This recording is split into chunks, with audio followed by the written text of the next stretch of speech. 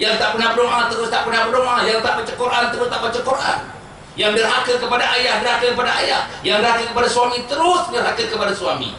Yang tak ada bertanggungjawab kepada isteri terus tak bertanggungjawab kepada isteri. Padahal yang mati itu abang dia, yang mati itu kakak dia, yang mati itu anak dia. Itu yang namanya hollowness, emptiness. Sebab itu tuan, kalau mati, tuan bayangkan ya, bagi wanita yang mati suami, dia punya iddah dia tuan ya. Bayang tuan dekat 4 bulan iddah dia. Pasal apa? Nak merenungkan. Tak boleh. Pakai celak-celak ni, pakai bedak-bedak tak boleh. Pasal apa nak merenungkan? Aku kehilangan suami. Suami yang hidup dengan aku berpuluh-puluh tahun, melahirkan zuriat ini. Aku nak ingat balik pesanan-pesanan suami.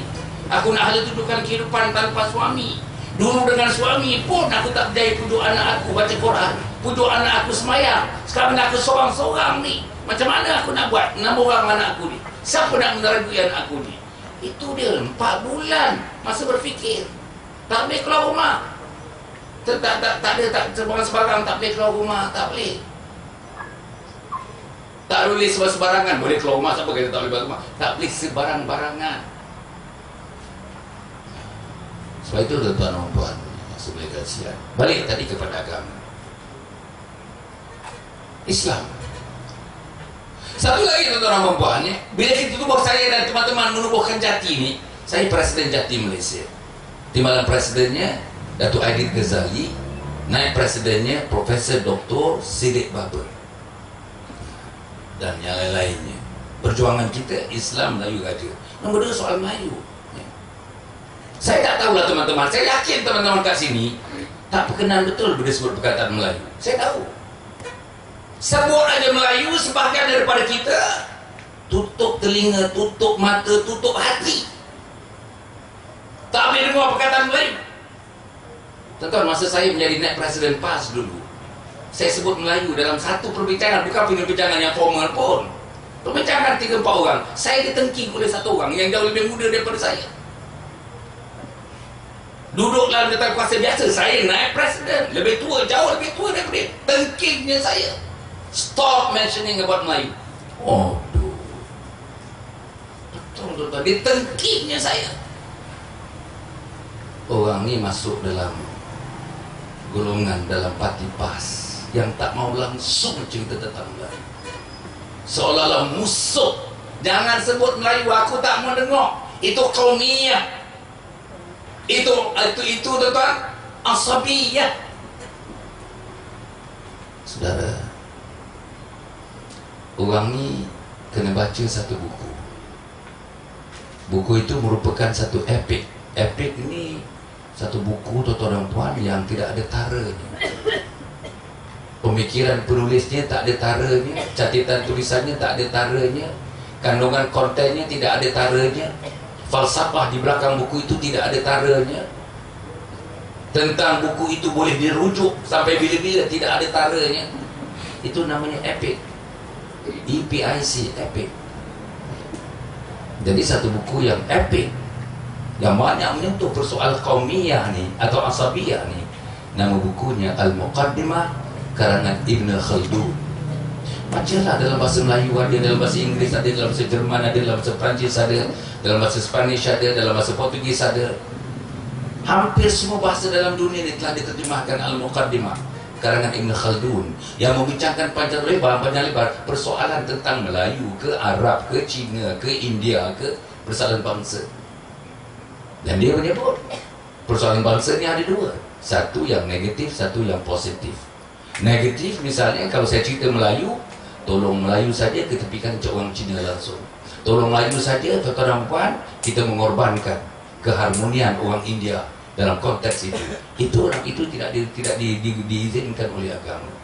Atau dalam bangsa Melayu ni banyak lagi sub-etnik.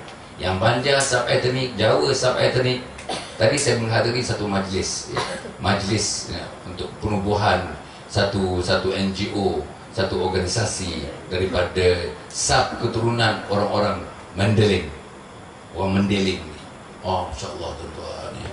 Saya pergi tadi, saya hadir dalam majlis itu, dijemput sebagai tetamu ya, kebetulan berada di Gombak, tempat kawasan dekat dengan kawasan yang saya wakili di Gombak sendiri. Bagus. Tapi kalau misalnya, katakanlah cerita saya orang Mendeling, sub grup etnik itu hanya orang Mendeling saja. Orang Melayu yang lain, sub yang lain, orang Bugis saya tak ambil hal. Orang Banjar saya tak ambil hal, orang Jawa saya tak ambil hal. Saya dengan Mendeling saya saja. Itu qaumiyah. Itu tak diizinkan. Tapi yang kita perjuangkan dalam Jati ini, siapa nak bantu anak-anak kita, anak Melayu yang tak mau belajar ni? Tuan-tuan dalam 3-4 minggu yang lepas, saya ambil satu cermin mata, buat cermin mata di Gombak. Kedai cermin mata tu ada 3 orang anak, 3 kelas peperiksaan. Untuk yang tahun ni, periksa tahun ni. Satu kelas SPM, satu kelas PMR, satu UPSR. Tuan-tuan nak tahu saya tengok 3 tu bapak dan maknya tak ada, meniaga. Boleh, yang besar tu tingkatan 5 tu boleh pergi bilik, boleh test kita punya mata, boleh tentukan apa cerminnya, boleh mengatakan pasang, boleh pergi hal-hal teknikal. Tapi di depannya sepanjang masa ada buku matematik, buku sains. Kan? Saya tengok bila kakaknya bawa saya bilik untuk test, yang nombor 2, nombor 3 PMR dengan UPSR tu, tak betul-betul buat kerja tuan-tuan. Tak betul-betul buat kerja, buka buku buat kerja, buka buku buat kerja, buka buku buat kerja. Sebelah surat khabar Cina, semua baca surat khabar Cina, sebelah surat khabar Cina, sebelah surat khabar Cina. Payah tuan-tuan. Perniagaan maju, anak maju. Perniagaan maju, bangsa dia maju. Perniagaan maju, kehebatan dia hebat. Kita tak ada. Mana ada anak orang Melayu begitu? Mana ada anak orang Melayu nak tolong bapak-bapak dia berniaga pada masa yang sama? Dia tak pernah lupa tugas dia sebagai seorang pelajar. Dia tak pernah lupa UPSR akan berlaku lagi 2 bulan. Dia tak lupa PMR akan berlaku lagi 3 bulan setengah. Dia tak lupa SPM akan berlaku hujung tahun ini dalam bulan 11, bulan 12. Ini budaya yang diterapkan. Dan anak kita tak boleh pergi kepada peringkat itu. Siapa yang nak meletakkan anak kita peringkat itu? Tentu ada seorang ahli pemikir. Tentu satu orang ada motivator. Tentu satu orang ada yang akan, kata orang, push anak-anak kita sampai ke level itu. Siapa nak buat? Mak dia tak mampu nak buat, bapak dia tak mampu nak buat, kakak dia tak mampu nak buat. Jadi orang macam kita, orang macam perempuan, orang macam saya. Salah ke saya nak tolong orang saya? Salah ke nak tolong bangsa saya? Ambil satu tuan-tuan dan puan. Seluruh dalam negara, kekayaan negara Malaysia ni antara negara yang terkaya dalam dunia. Petroleum kita ada, biji timah kita ada, emas kita ada. Apa yang kita tak ada, semuanya kita ada. Antara negara yang terkaya. Dalam kekayaan Malaysia ini, selama kita merdeka sampai sekarang dan 60 tahun dekat tuan-tuan dan puan, penguasaan orang Melayu kepada kekayaan negara baru 18%. Padahal orang Melayu, jumlah komposisi dalam negara ini 65% orang Melayu hanya menguasai 18%. Siapa nak tolong ni? Orang PAS saya nak tanya, siapa yang nak tolong ni? Salah ke saya nak tolong orang Melayu yang berniaga? Masa saya jadi exco dulu tuan-tuan, yang berniaga, saya dari infrastruktur, saya jaga tentang tender-tender, tentang kontrak-kontrak ni. Salah ke saya nak bantu mereka kalau mereka memang menepati syarat-syarat yang dikehendaki, yang tidak ada unsur-unsur kronisme atas nama kekuatan, kebolehan, kemampuan mereka? Salah ke saya nak tolong mereka? Saudara, apalagi menyebut tentang akhlak. Allah yang rempit anak Melayu. Allah tuan-tuan, saya baru balik di Terengganu 3 minggu yang lalu. Tempat merempit di Terengganu tu antara Kuala Terengganu sampai Kuala Berang, jalan lurus betul tuan. Tiap-tiap minggu ada yang mati tuan-tuan. Cara mereka merempit di Terengganu diberitahu kepada saya, masa start motosikal tu semua brake tu dah ditanggalkan. Betul tuan-tuan, brake ditanggalkan. Dan diletakkan seorang perempuan yang paling cantik antara mereka, anak dara yang paling cantik. Yang menang boleh tidur seminggu dengan anak dara. Betul tuan-tuan. Itu yang diberitahu kepada saya. Siapa yang nak pergi ni? Siapa nak nipu dengan budak-budak ini? Siapa nak meleraikan masalah ini? Kapal Sing datang nak tolong masalah ni. Lim Guang Eng datang nak tolong masalah ni. Si Barasa datang nak tolong masalah ni. Anak kapal Sing, Govindio, nak tolong masalah ini. Kalau saya tak tolong ni, kalau saya tak fikir, siapa lagi? Sebagian daripada orang PAS tak mau fikir benda ni. Bahkan seolah-olah haram nak memikir perkara ini. Saudara, janganlah kita terfikir begitu. Saya nak terangkan pada teman-teman saya, teman-teman dulu yang sama seperjuangan dengan saya. Saya ingat presiden kepada parti itu. Kena fikir, siapa lagi? Dan kita kena naikkan martabatnya. Anak Melayu yang hilang agama, macam mana? Takkan kita tak buat kelas, macam mana caranya? Takkan kita tak buat masjid untuk orang Melayu? Takkan kita tak buat surau untuk orang Melayu? Takkan kita nak fikirkan tanah-tanah Rizal Melayu? Macam saya dalam esko dulu, saya fight betul-betul. Tanah Rizal Melayu yang dah diambil ratus-ratus ribu hektar, yang diambil untuk berbagai-bagai tujuan, tapi tidak diganti semula. Hilang tanah Rizal Melayu, warisan Melayu, hilang. Takkan saya nak senyap? Takkan Teresa nak bantu saya dalam hal itu? Takkan Ronelio nak bantu saya tentang hal itu? Tapi bila saya masukkan, bila saya persoalkan, parti saya sendiri tidak mengizinkan saya melakukan sedemikian. Macam mana? Yang ketiga, raja. Saudara, raja ni bukan jati ni, we don't go to the individual ruler, bukan. Kita pergi kepada institutions of rulers, institusinya. Sebab institusi rulers ini ada dalam perlembagaan. Institusi rulers ini, rulers menjadi payung. Saya ikut tafsiran perlembagaan, saya ikut apa yang disebut dalam perlembagaan, dan apa yang boleh dilakukan, apa yang boleh dipraktik mengikut prinsip-prinsip perundangan, constitution.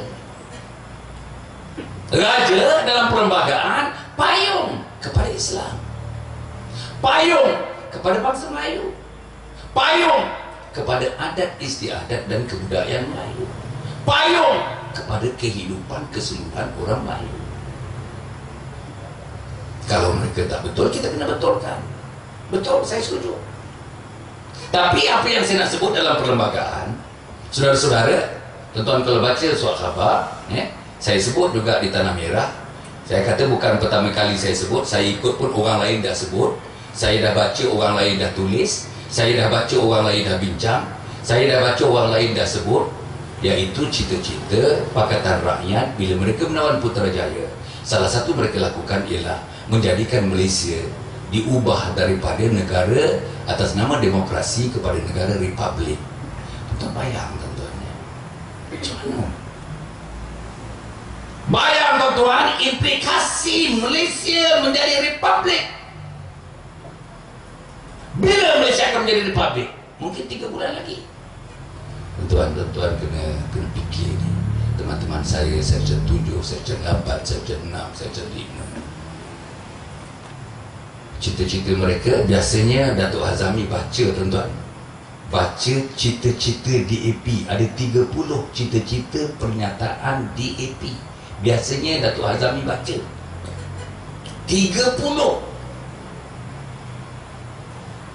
pernyataan. Antaranya tuan-tuan dan puan-puan, antaranya menghapuskan mata pelajaran Islam di sekolah-sekolah, antaranya menghapuskan langsung regimen askar Melayu di Raja.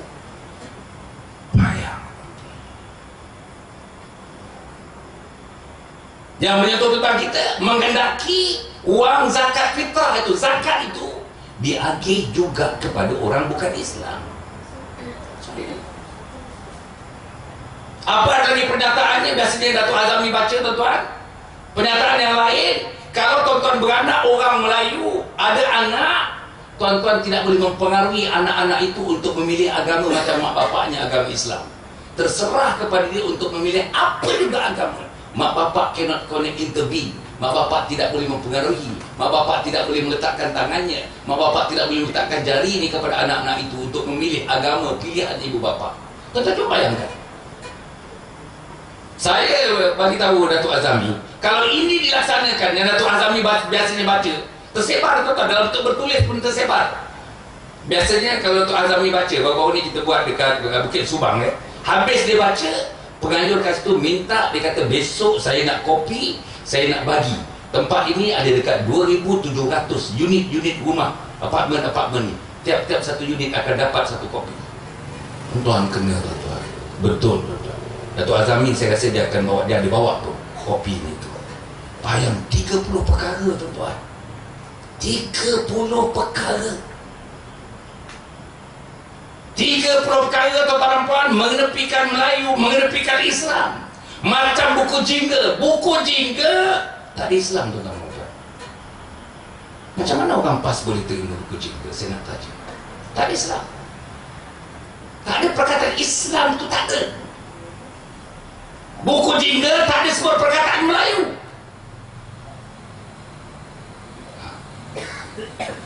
Buku jingga tak ada sebut institusi raja. Buku jingga. Apa Lim Guan Eng kata tentang buku jingga? Dia kata dalam satu press conference-nya, kawan saya tu ada rakaman baru press conference-nya dalam masa 3-4 bulan yang lalu. Di belakang Wan Azizah hadir, di belakang Mustafa Ali dan seluruh pimpinan tiga-tiga parti dalam komponen Pakatan Rakyat ada di belakang.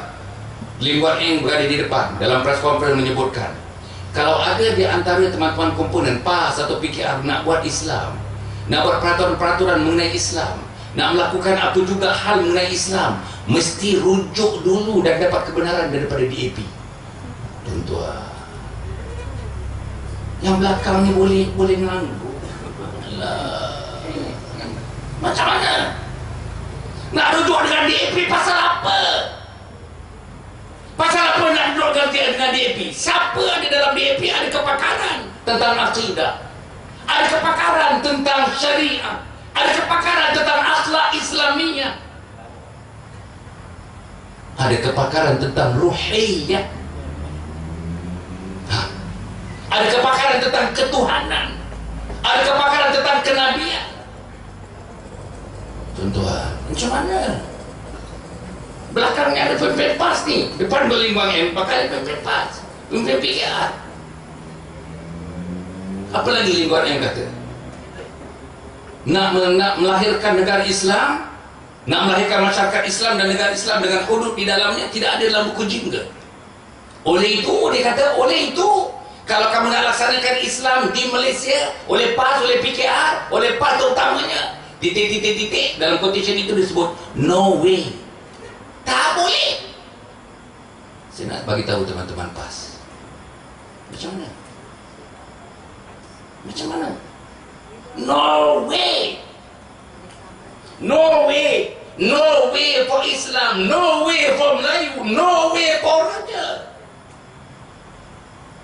Atas nama inilah saya redha dipecat.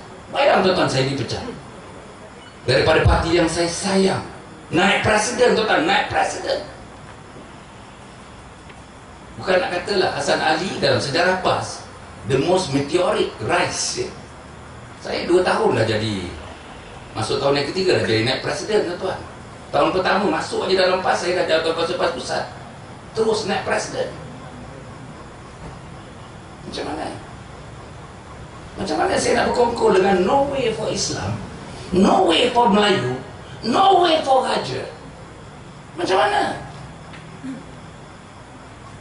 Sebab itu saudara yang saya muliakan sekalian, kita haraplah tuan-tuan, Section 7, Section 8, Section 9, Section 10, Section 3, Section 2, Section 1, tolonglah tuan-tuan. Saya terpaksa dipecat daripada parti. Saya dipecat daripada PAS bukan kerana saya minum arak, bukan. Bukan kerana saya berjudi, bukan kerana saya pergi rumah urut, bukan kerana saya meliwat. Liwat. Bukan bayar hutang lewat, bukan. Liwat. Liwat ni biasanya pintu belakang. Tapi manusia ni pintu depan pun dia masuk, pintu belakang pun dia masuk. Kalau ada pintu sisi pun dia tabur. Serius. Macam mana kita boleh mengangkat dia menjadi Perdana Menteri? Macam mana orang PAS boleh mencadangkan dia, mengenepikan Ustaz Hadi untuk dicalonkan Perdana Menteri, pilih dia jadi Perdana Menteri? Macam mana? Saya tak setuju. Macam mana tuan-tuan dengar ahli Parlimen Kuala Selangor mengatakan dalam satu sesi wacana yang dibuat oleh Sinar, Sinaharian tuan-tuan. Bila ditanyakan kepada dia satu soalan, terus dia jawab. PAS bersedia menerima orang yang menjadi timbalan presiden PAS daripada kalangan yang bukan Melayu dan bukan Islam. Macam mana?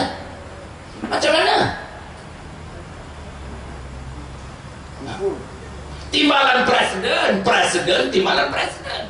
Nombor 2, saya dulu nombor 3, naik presiden. Kita punya ahli parlimen kuasa mengata, disebut tidak ada masalah bagi PAS. PAS bersedia menerima. Padahal masa dia bercakap tu, dia ahli jabatan kuasa PAS pusat biasa. Bukan naik presiden, bukan timbalan presiden, bukan presiden. Dia mengeluarkan kenyataan yang macam itu bertentangan dengan peraturan parti, bertentangan dengan konstitusi, peruntukan perlembagaan parti. Tak ada pecat pun. Saya pecat. Saya tak mengeluarkan kenyataan yang begitu hebat. Dan saya dipecat bukan kerana tadi, bukan kerana saya berkhalwat. Saya juga, tuan-tuan adalah kaunselor, family counselor. 45 tahun saya menjadi kaunselor. Tapi tak pernahlah ajak isteri orang datang daripada jauh, datang jumpa saya pukul 3 pagi. Saya tak buat tu. Betul tuan-tuan, betul. 3 pagi ya. Pukul 3 pagi di sebuah bilik. Isteri dia bilik duduk bilik lain, dia boleh turun. Dan dia boleh cakap. Tadi dalam perjalanan kata tuan, saya tengok gambar dia, gambar apa semua bersyarat, kudu kili. Macam mana nak bersyarat tuan-tuan? Tuan-tuan macam mana nak bersyarat gitu? Tuan-tuan boleh dengar pula setengah tu angguk juga lah. Agaknya tuan-tuan pun mungkin lah sebagai kita pun ada kat situ juga, tepi-tepi tu pukul 3 pagi. Macam mana? Bayang yang dikatakan oleh Datuk tadi, Datuk Hazami tadi. Kawan kita bagi kuliah maghrib. Tuan-tuan bayang kawan kita bagi kuliah maghrib, kawan kita tentang Islam ni, bukan dia memegang Islam yang tuan-tuan pegang. Islam dia namanya Islam liberal. Islam liberal tuan-tuan dan puan. Islam liberal yang ada di negeri barat. Kalau di timur ini, negeri yang paling ke depan mempraktik Islam liberal ialah Indonesia. Tokey Islam liberal di Indonesia ialah Gus Dur. Dia punya mufti besar, dia thinker dia Islam liberal ni, namanya Dr. Nurkhalis Majid. Lepas tu ada lagi dekat 20 orang, saya ada nama 20 orang itu. Dan kawan kita tu masuk dalam kumpulan itu di Malaysia ni. Nah, apa antara ni tuan-tuan? Islam liberal ini, kalau misalnya saya dengan isteri orang Islam, macam tadilah, anak saya ada 6 orang, lahir anak saya tidak ada ruang untuk menentukan anak saya itu memilih agama macam agama kami berdua suami isteri. Bebas anak saya. Anak nombor 1 nak jadi Hindu, sila. Anak 2 nak jadi Buddha, sila. Anak nombor 2 nak jadi Taoism yang agama Cina tu, sila. Anak ketiga nak jadi Judaism, nak jadi agama orang Yahudi, sila. Anak keempat nak ambil agama Islam, sila. Anak yang kelima nak jadi agama Kristian, ambil agama Kristian, sila. Bayang tuan-tuan, dah berlaku di Indonesia. Dan berlaku di Indonesia pula, tuan-tuan dan puan, Islam berkahwin dengan Hindu tanpa tukar agama. Tuan-tuan boleh baca tuan-tuan ya. Tuan-tuan ya, orang Islam ada cerita dia. Saya ada cerita, ada kes dia. Orang ini kahwin dengan orang ini kahwin dengan ini. Kahwin, masa kahwin tu, adat pernikahan tu dalam Islam. Tempat kahwin dalam gereja. La ilaha illallah. Lepas tu dua-dua suami tuan-tuan mengadakan satu lagi acara mengkristiankan dua-dua. Kahwin cari Islam di Indonesia. Itu nak jadi kat sini. Itulah nak jadi kat sini. Kawan kita ni. Kawan kita ni satu lagi tuan-tuan, pegang agama. Nama dia Religious Pluralism. Tuan-tuan tahu semua ni. Mungkin kita akan terbitkan buku. Sebenarnya saya dah baca buku yang disunting oleh rakan baik kepada kawan kita tu. Nama dia Syekh Ismail Mina. Dekat 280 muka surat buku tu. Namanya Pluralisme Agama. Yang kawan kita ni, itulah penghulu pluralisme agama di Malaysia. Termasuklah dalamnya Ambika dan teman-teman yang kebanyakan yang berjuang atas nama human rights. Orang-orang inilah yang nak menghidupkan apa yang dipanggil sebagai religious pluralism. Apa religious pluralism ini? Lebih kurang ceritanya, menganggap agama itu semua sama. Tak ada satu agama pun mengatasi agama yang lain. Tak ada satu penganut agama pun di depan berbandingkan dengan yang lain. Tak ada satu agama pun yang di-reject oleh Allah Subhanahu Wa Taala. Sama ada agama bikinan manusia atau agama wahyu yang diturunkan oleh Allah Subhanahu Wa Taala. Bayangkan tuan, Islam sama dengan agama lain. Islam sama dengan Hinduism, Islam sama dengan Buddhism, bikinan manusia.